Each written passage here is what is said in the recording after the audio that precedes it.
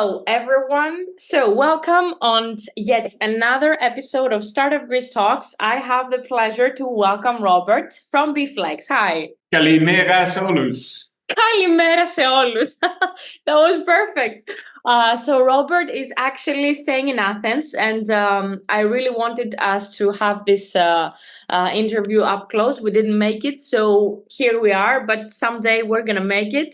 Until then, Robbert, tell me, how is Greece for you and staying in Greece, for starters? I really enjoy living here. There's a sense of freedom in living here. Mm-hmm. Like any city, it has its advantages, disadvantages. But overall, I'm very happy. Of course, the weather is amazing here. Mm-hmm. The fact that you can go anywhere from Athens, both to the beaches and to the mountains, it's incredible. The food, amazing. People, very nice. And you're Dutch, right? Yeah, I'm from the Netherlands. I moved to Athens, it's about 5-6 years ago. I was working for a French company in renewable energy, and they were looking to enter the Greek market. It's a French listed company. They were focusing mainly on wind, solar projects, large scale. But there were some changes in the legislation. And so after about 2 years having to wait for the outcome of these changes, the French said, okay, let's leave. Yeah. And so for me, like I said, yeah, I really liked it here in Athens. But for me, the biggest frustration is the transportation pollution. And so I figured a bit naive, I can solve this. Yeah. And of course, as a Dutch, we need to solve this with bicycles. Absolutely. Yeah, that would be my comment. Exactly. Yeah. You can solve everything with a bicycle. Exactly. And so, in 2020, in March 2020, I started, let's say, our MVP. And this was with 2 bicycles and a very basic website. And I launched bFlex. So you started 2020? Yeah, it's already quite some time. Yeah, it is some time, not a long ago, if you're asking me. So just give me an idea since then, how did it scale? So you started alone, I assume. Where are you currently? Where are you today? Yeah, I tried to get funding very early on in bFlex, which was not so easy because we had to deal, of course, with local investors. And if our goal was to get Greeks to cycle more, and generally the feeling was that this would be very, very difficult. Yeah. And so I had to start with my own capital, which wasn't a lot. So that's why the 2 bicycles and the basic website. Yeah. I think the first sponsoring, let's say, or the sort of grant that we got was from the People's Trust. From there, we could buy more bikes. Yeah. And the launch of bFlex was also a bit like 2020 March was also at the same time COVID came.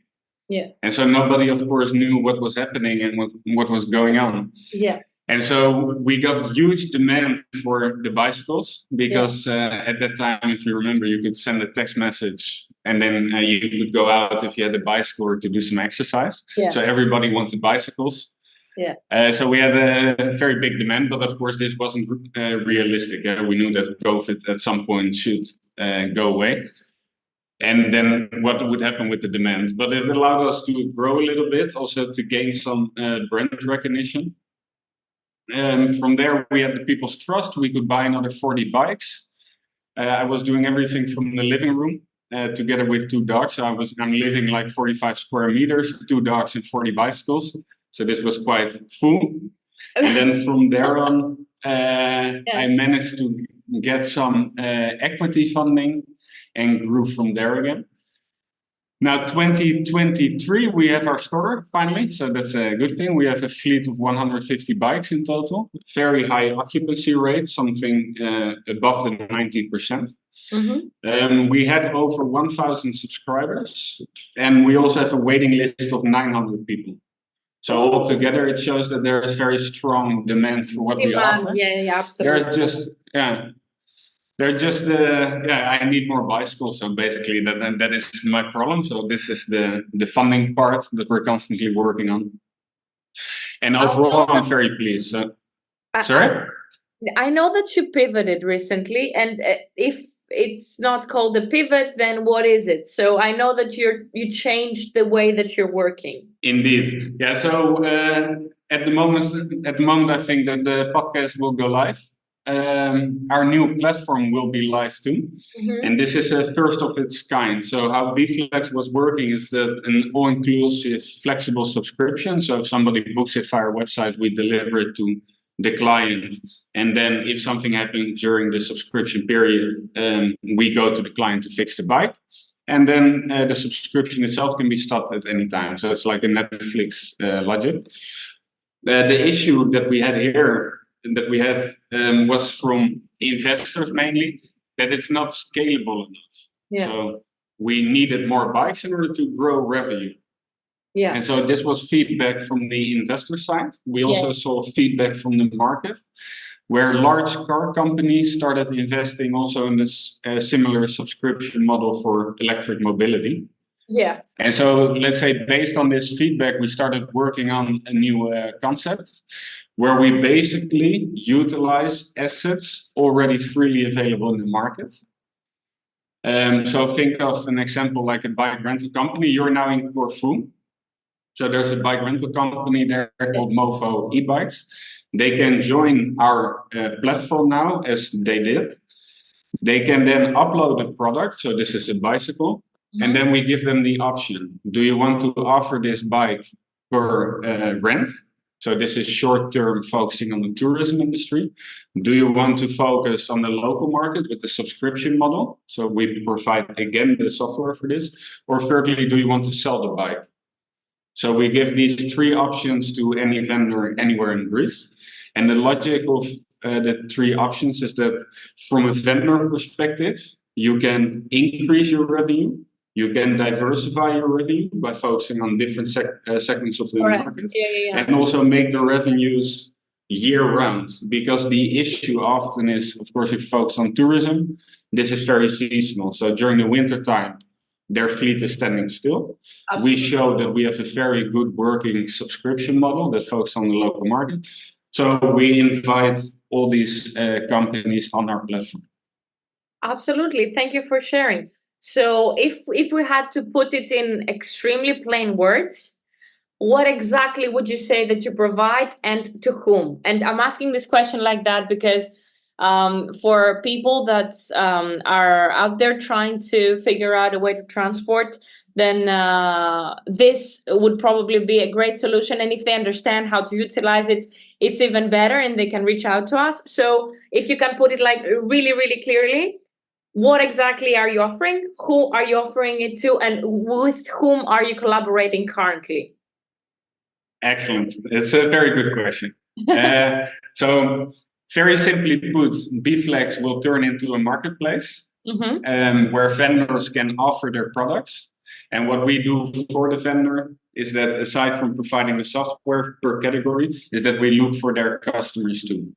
And so who is the customer? This we have, let's say, increased now with our new model, the target audience. So this is from the tourism industry that wants to rent just for 1 day or 2 days or 3 days.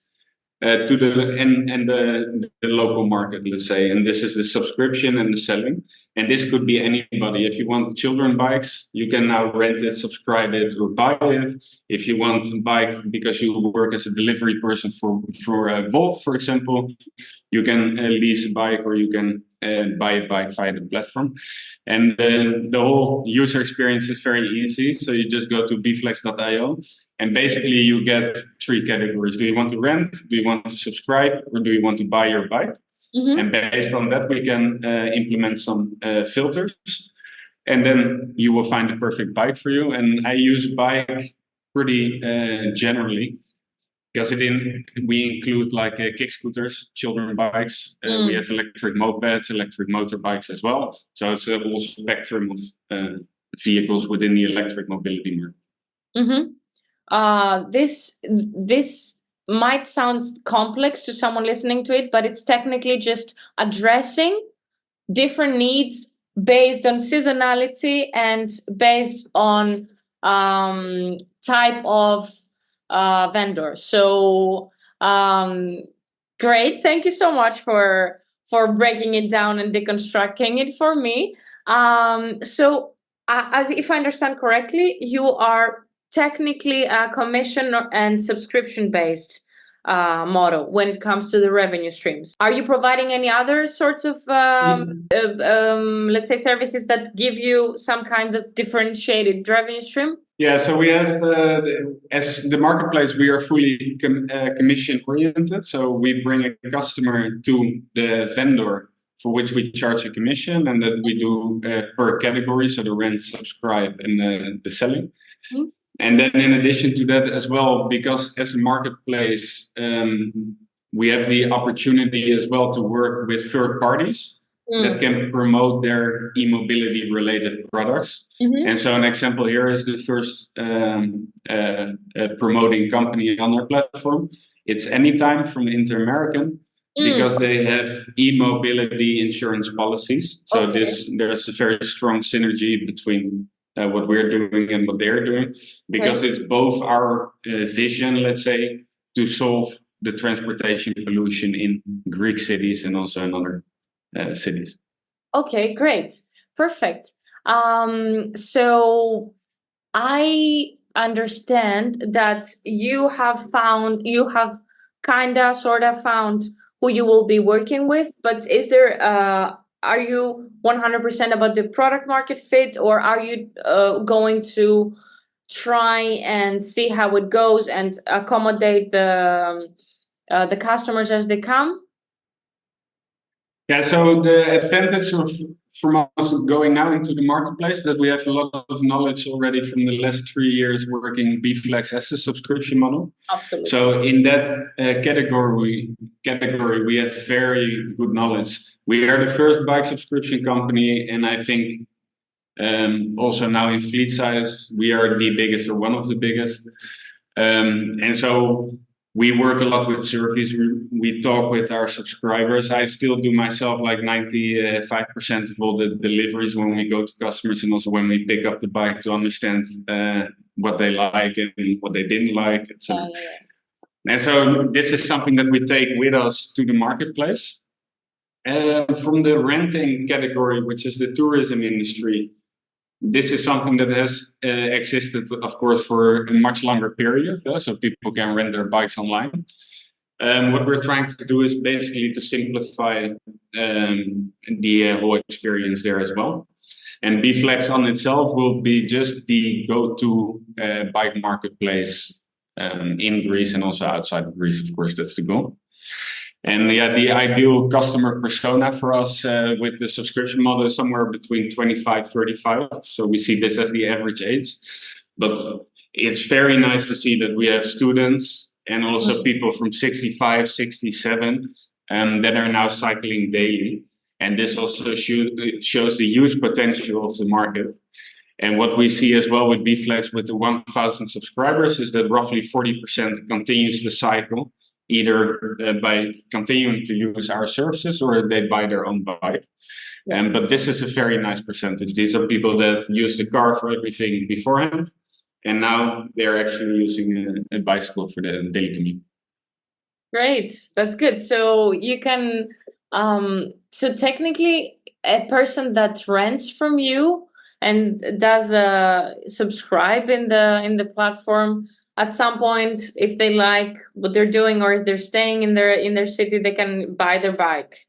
Exactly. Yeah, so this is now again with the marketplace a nice solution, I think, because with our subscription model beforehand, we didn't sell any bikes. But now we will allow the subscriber as well to buy the bike that they have.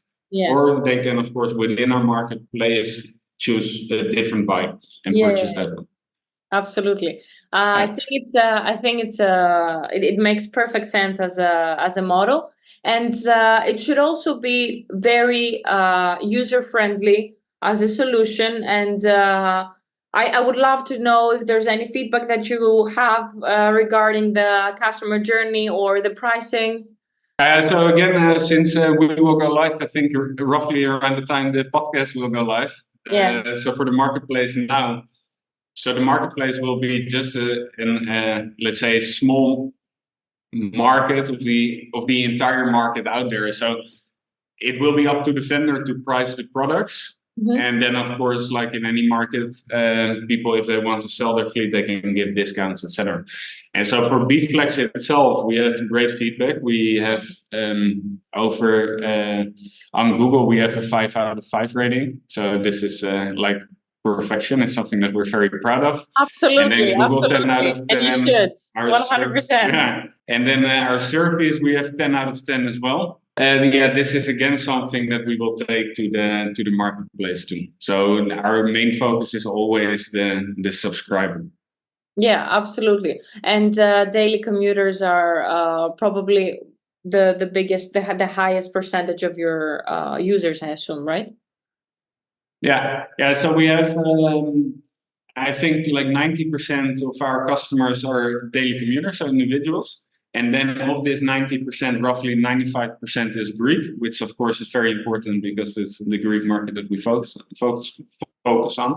Mhm. So the locals, I should say, they're locals. And then the other 10%, these are companies. For example, Gregori's, Il Toto, they use our bikes and scooters for the delivery of coffee and snacks, which is very cool too. Because you probably know that sometimes, like 2 in the morning, that you still hear these gasoline moped scooters going around in the streets. So imagine that all of this is just noiseless, complete silence. Yeah. So this is, I think, very interesting market too. And then we have companies like Hostess Foundation. They use their subscriptions for their teams commute when they organize festivals and that sort of stuff. Oh. We have TTEC, which is like a big customer service providing company. They have 1,000 employees.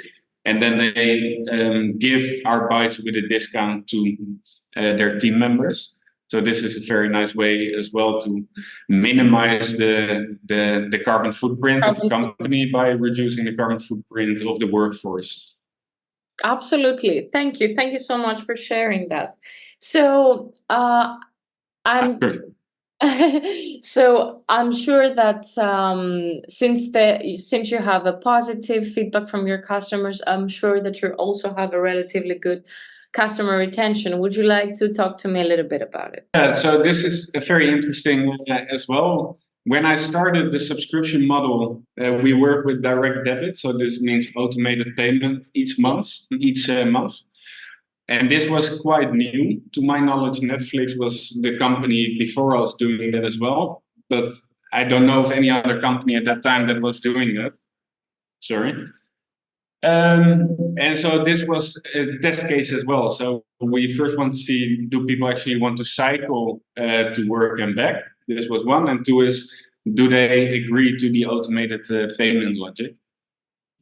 And so from there, the average subscriber's lifetime was around 2 to 3 months. So it was quite short. And this has been very steadily increasing with about 40 to 50% on an annual basis. So the customer lifetime value. About why? Yeah, that they get more comfortable. I think generally the whole bicycle, the usage of bikes on a daily basis is becoming a bit more normal, let's say in Athens as well. So people are getting more used to having cyclists on the road. So I think that's one thing too. And I think they get more familiar with the logic of our model. So the question is always, so first of all, the logic of the flexible subscription is that we minimize any hurdle for someone to start cycling. And then it's up to them to decide, do they want to continue with the convenience of our service, which means that we fix any issue at any time and the price are included in the subscription, or do they want to buy their own bike and then if something happens, they will lose it for a couple of days. But yeah, so our main focus is getting people to cycle. I think this is something that we've been doing very well. And at the same time, of course, we are a for-profit company. So we need to make sure that we get by every year. And this is also a nice number. So in 2023, we had 134,000 euros revenue and a 15% profit margin. So that means in our third year, we managed to become fully profitable. So I think there's huge potential for this industry. The issue for us was that it's difficult to continue to get funding to buy assets so to grow the revenue. So that's why we said, okay, we move towards a marketplace Different model, where yeah. we can invite other companies that already have bikes to the platform. And this way we scale our entire business. And already, let's say now pre-launch, we have increased the fleet under management of bFlex from 150 to 410. So that means we have a huge increase in the number of bikes. Yeah. And also we are now active directly in Corfu, Egina, and then south of Athens, in addition to the center of Athens too. So that means we showed now that the scalability issue that we had with bFlex before, we solved it entirely. Absolutely.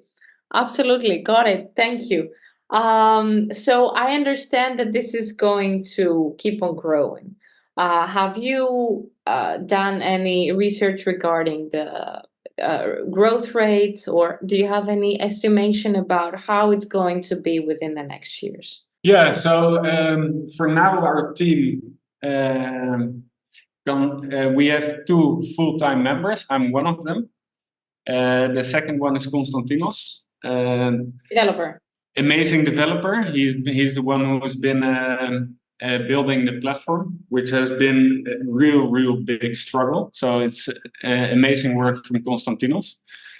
And so our team is now 2. We have some part-time people, which are mechanics that help with the electronical work of the bikes, which is something that exceeds my knowledge of the bike.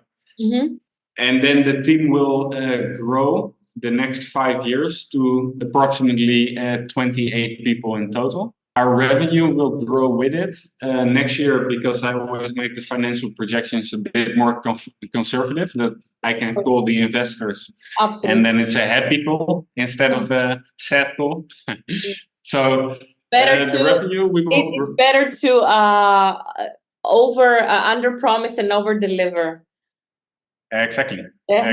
So always happy investors. So next year, so in 2023, let's say year 0, we did 134,000. In year 1, we will do 228,000 euros revenue, I think. We will have a bit of negative cash flow because we will be expanding the team.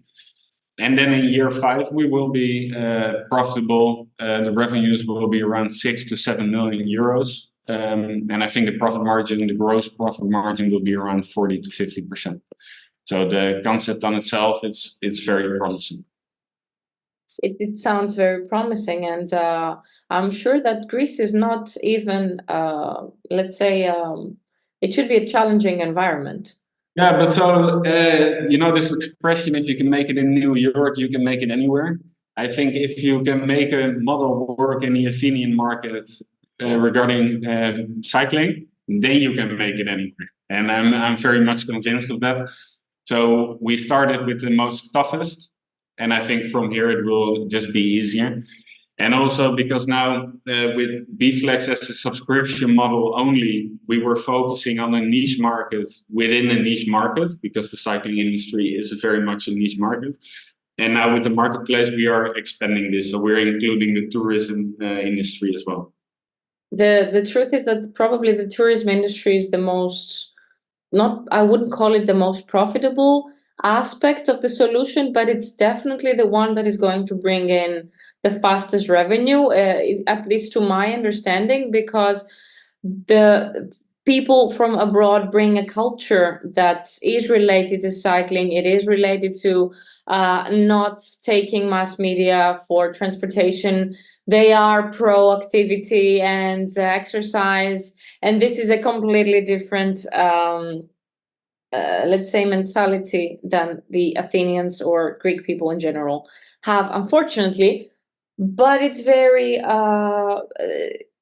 good for you as an incoming population, bringing a completely different side of the story for a period of time, and you're also at least to my understanding, you're also going to be able to do loads of testing and experimentation with regards to the customer journey at this era. So to me, the touristic industry, the peak of it, from June, let's say, to August, it's going to be a sprint for you, because you can do loads of experimentation, loads of feedback. You can run loads of analysis with regards to how the product is running, what the aspects they like the most, what parts they hate the most, what parts they love the most. It's going to be a sprint for you, and I think it's going to be extremely valuable. I think it's the most I have ever talked in an episode. So okay, no, yeah. you're very right. But so my passion, what I really hope to achieve, is to solve the transportation pollution, and this is something that I'm very passionate about. The car ownership in Athens specifically, but it's in all of Greece, is the highest of anywhere in Europe. So in Athens, it's 79% of the Athenians own a car. This is research done by London School of Economics. Yeah. Then you have Hellas Direct, the insurance company, that said that it's also the oldest fleet in all of Europe, with 17 years average age. So this basically means you have a lot of cars. They're very pollutive because they're old. So this is, of course, the result is quite logical. And then on top of that is something that I want to solve too. You see that car ownership is very expensive. And it's LeasePlan that did a survey there. It's for cars up to 4 years old, so it will probably be a bit cheaper. But their conclusion is that car ownership is around 500 to 540 euros per month if you use the car on a daily basis. And this is amortization, because people always forget this, but it's part of your expenditures. Then you have gasoline, road taxes, insurance, parking tickets, all that stuff. And so if you look at Greece, it's one of the poorest countries in the EU, yet the car ownership is one of the highest. So there's a huge conflict for me there as well. Like, how can people spend that much money on car? Yeah, so this is something that I still don't understand today. So maybe one of the listeners can help us out. Absolutely. The other thing is, time pollution. The amount of time that people are spending in traffic here. Thank you. It's crazy. Also something that I cannot comprehend. So for me, time is most important. It's the most important currency. It is the most money important you can asset get, of you all. can lose, you can get. Yeah, but time you only lose, and that's how much time is spent in traffic. And so this is something that I cannot understand. And then finally, it's also the health part. So of course, if you cycle, it's good for your health. So this is the one thing. But also the result of more cyclists on the road is cleaner air, which is also good, which will also benefit the bystanders. So I think you have the environmental pollution, financial pollution, time pollution, and then also the health pollution. Plus, I totally agree with you. Plus, you should know that there's many people like myself avoiding to come to big cities like Athens because of the traumatic traffic. It's I could see myself living in a place where I had to spend like literally 1/10 of my day in the streets, if not more, on the road. It sounds just not profitable in any way possible. But the thing is that in Athens we don't have good infrastructure for cycling, and this is a big setback if you're asking me. This should be addressed, and this should be put from people like you working in this industry, even if it has to be with a private private demand. We need better infrastructure. We need to be able to cycle more for this and that and the other reason. So beyond that, there is competition, especially indirect competition. Indirect competition is car and the actual motorbikes. But are there other companies providing relevant solutions as yours? So this marketplace model where one can rent, subscribe, purchase their own bike, and from the vendor side that you can rent, subscribe, or sell your bike, is completely new. So this is very innovative. If you look per category, you will find competitors. So there will be some competition in terms of the attention of the potential clients that you're aiming for. And so to give an example, you have Scrooge, they sell bikes. So you are competing in a way with Scrooge for the attention of a cyclist interested person. But we have a lot of cool and very unique features on our platform that will help anyone, that any cyclist or any wannabe cyclist can really relate to. So we have, I think, huge advantages there.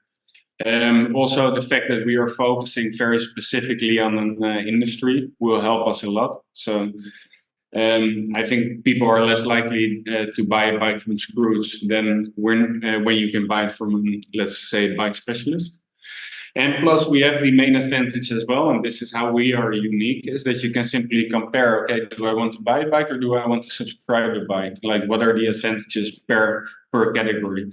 Am I going to use it the rest of my life? So buying might be an option, or do I want to try it for a couple of months and see how it goes and then buy a bike? Mm-hmm. And so this flexibility is something that you will find within bFlex, hence the name bFlexible. Be flexible, absolutely. And what I understand is that the most unique aspect is that you are an all-in-one platform. So if I search for I want to buy a bike, it's probably going to direct me to Scrooge, for example. But maybe with the way that you're going to put it out there, you can keep on branding yourselves are all about bikes, rent, buy, subscribe, literally brand yourself with the words that mean that whatever you want, we can provide. So I think that if this keeps on growing and you keep on branding it like that, then competition is going to start narrowing down because your audience will be very focused in your niche, which is very exactly. You're very specific. You have a pretty clear line on what you're doing and why you're doing it. So to me, this is a very, very good diversifying factor. Again, I speak too much in this episode. It's strange. So I understand that you have probably seen how the trends are going within the next years. Do you have any thoughts around diversifying even more? And what would be your first, let's say, point of development, point of embetterment? What I think that we have shown really well with from bFlex to this point is that we are very able to adapt to the market. Because again, with bFlex, we got early on a lot of competition from big companies, but we recognized directly that the service part is something that we do extremely well, and in my opinion, also much better than any of our competitors.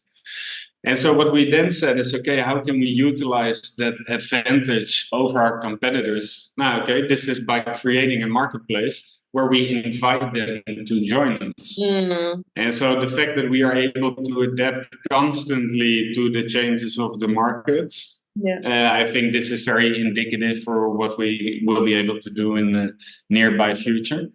In the e-mobility market itself, you see some trends. There are unfortunately some companies that are going through a very rough time, asset-heavy companies. And I think, again, this is something that we have solved now.